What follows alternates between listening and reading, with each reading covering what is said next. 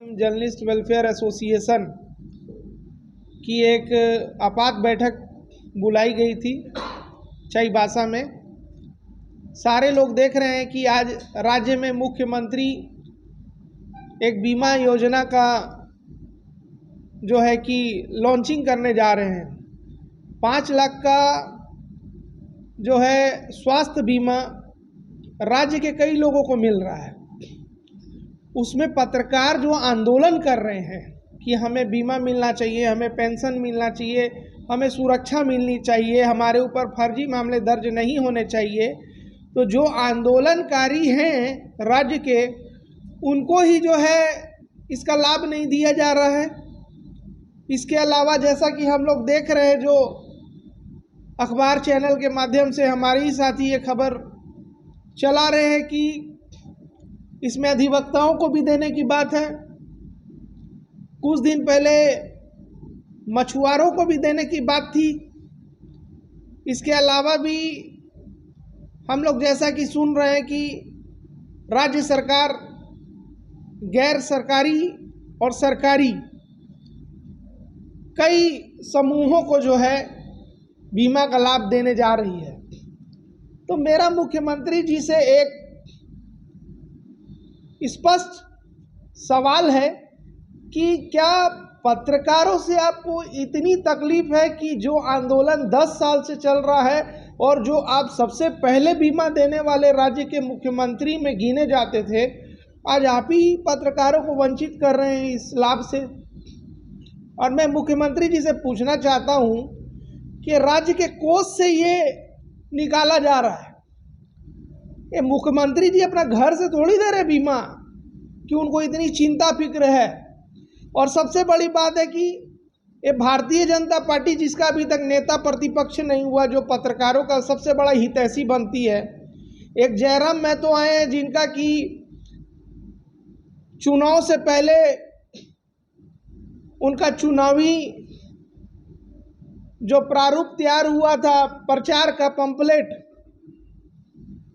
उसमें उन्होंने लिखा था कि पत्रकारों को बीमा मिलना चाहिए, पेंशन मिलना चाहिए। अब वो भी सदन में इतना कुछ बोल रहे हैं, लेकिन किसी विधायक को देख रहे हैं कि सदन में बजट सत्र में पत्रकार का मुद्दे पे बोल ही नहीं रहे हैं। इसका मतलब आप लोग पत्रकार के हितैषी उतैषी नहीं है।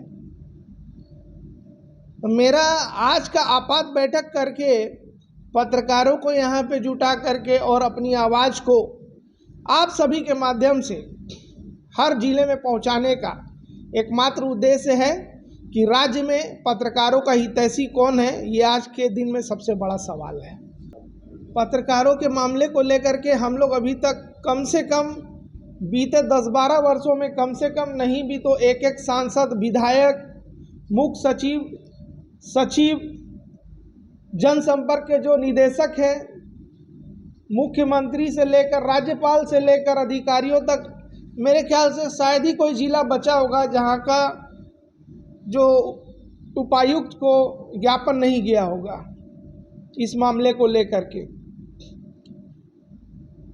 और 10-12 सालों में इतना ज्ञापन देने के बाद में सिर्फ एक हम लोग को आश्वासन मिला था कि मुख्यमंत्री सम्मान सुरक्षा योजना लागू। और बीते सत्र में तो हम लोग को भी लगा कि भाई ये तो योजना लागू हो गया, 2022 में ही लागू कर दिया था। और 2022 की इस योजना को कहाँ पे जा करके रखा है यही नहीं समझ आ रहा है। ज्ञापन देने का हम लोग को लगातार आंदोलन करने का यही सिला मिला कि 2022 में और विधानसभा का सत्र चल रहा था, उसमें सत्ता और विपक्ष सभी विधायकों ने मांग किया था। जब पत्रकार बाहर निकलते थे तो सवाल पूछते थे कि पत्रकारों के लिए क्या योजना है, तो बारी बारी से कई विधायकों ने इस पर जवाब दिया कि हम मिलना चाहिए, मिलना चाहिए। अब इस सरकार द्वारा एक तो मुख्यमंत्री सम्मान सुरक्षा योजना 2022 लागू। उस समय तत्कालीन वित्त मंत्री होते थे रामेश्वर उरांव जी, और सीएम इन दोनों का फोटो लगा दिया, योजना लागू।